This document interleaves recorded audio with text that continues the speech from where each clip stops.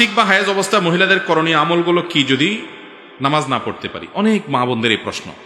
মাসিক অবস্থায় আমরা কি করতে পারবো, কি করতে পারবো না, আমরা বিভিন্ন সময়ে উত্তর দিয়েছি। মাসিক অবস্থায় একজন মা তিনি নির্দিষ্ট কয়েকটা কাজ ছাড়া আর সমস্ত ভালো কাজ করতে পারবেন, সমস্ত নেকামল করতে পারবেন। যেমন তিনি নামাজ পড়তে পারবেন না, স্বামী সহবাস করতে পারবেন না, বাইতুল্লাহর তাওয়াফ করতে পারবেন না, আর তিনি ওই অবস্থায় মসজিদে প্রবেশ করতে পারবেন না মাসিক অবস্থায়। এবং জমহুর এবং সংখ্যাগরিষ্ঠ আলেমদের মতে মাসিক অবস্থায় কোরআনও তেলাওয়াত করবেন না।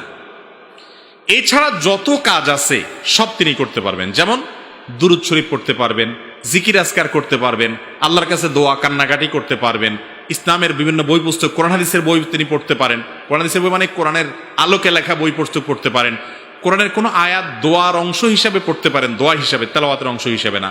তো এই জাতীয় যত কাজ কাম আছে, সৎ কাজের আদেশ দিলেন, অসৎ কাজের বাধা প্রদান করলেন, আল্লাহর কথা স্মরণ করলেন, জিকির করলেন, এগুলো সবকিছু জায়েজ আছে মাসিক অবস্থায়।